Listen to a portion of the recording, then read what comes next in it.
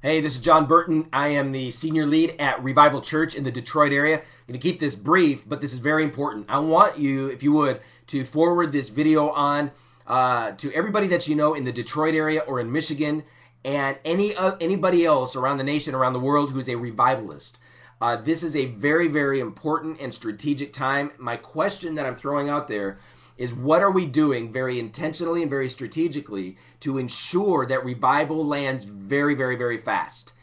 And we have got to answer that question. You know, I do travel and minister a lot. I see all sorts of different environments. I'm in a lot of different churches and things like that. And generally, there's a lot of really awesome people out there that want God, and in a general way, they would raise their hand and say, yeah, I want a move of God in my life. I want revival to break out. I want to go deeper in the Lord. All of these things. But most of these people in most of these environments are environments where it's like, well, let's kind of wait and see, and let's kind of, we're in, but let's, whenever it happens, then I'm in. Whenever it kicks, then I'm there. And that's a big, big problem. It'll never kick, all right? Maybe I shouldn't use the word never, but it won't easily kick.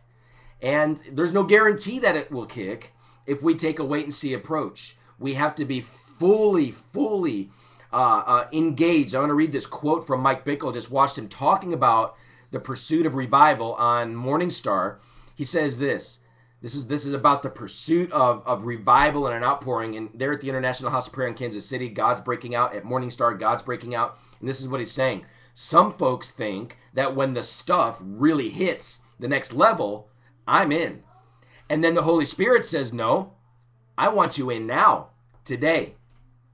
I'm saying we're fully engaged, whether it's little or it's big. We're fully engaged. We're attentive. We're going after it. We're tenacious. We value it. And that's what Mike Bickle said. Just watched that video a little while ago. And so we need to ask ourselves the question, what are we doing? We need to be connected. Churches of Detroit and Michigan and everywhere, we've got to be connected, not only shaking a hand and smiling and eating lunch and getting coffee. I'm not talking about that. I'm talking about having weekly conference call staff meetings where we are together and we're strategizing. We're hearing the word of the Lord. We're joining forces. We're rallying around the idea of an outpouring. We've got to do this. And so I want you to contact me. We can't do this alone anymore. We can't be sitting ducks and just doing our own little thing, our own little ministry, our own little church.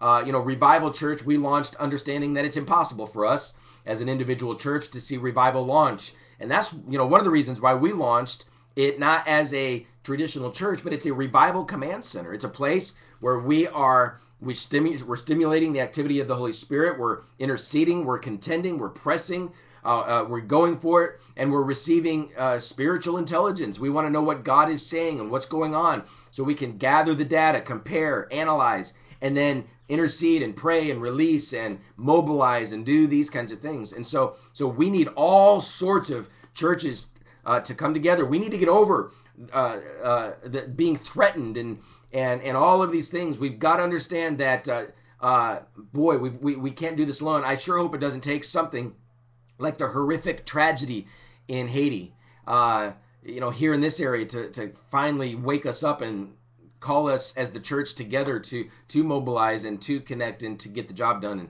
so let's do it right now. Connect with me.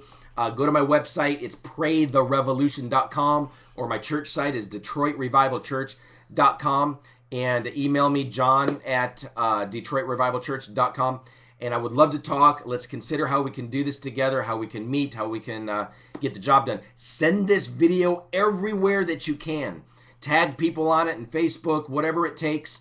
And I feel the time is short. God's about to pour out. We can't sit back and wait. We've got to set the pace. We have got to contend. We've got to blaze the trail. We've got to set the precedent. We've got to do now what we'll be doing when revival breaks out. We've got to right now pray extravagant hours. I mean, we need to go deep. George Barna reported that pastors on average pray 6 minutes a day.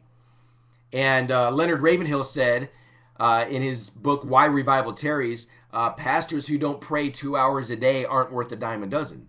we see there's a bit of an issue here. We've got to pray and pray and pray as our primary ministry, our primary activity every day, whether we're a pastor or not. We've got to be in the place of prayer and in the Word, of course. And so we just got to get the job done, guys.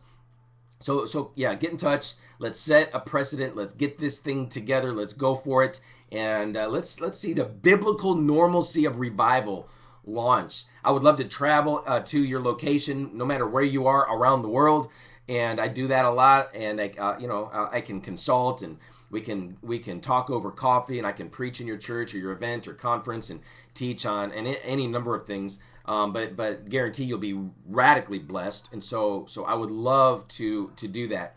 And so contact me, and we could talk about booking and things like that. But way beyond that, let's strategically get together and make this happen. So yeah, please, forward this on, and then let me know what's going on in your heart. All right, blessings, big blessings to you.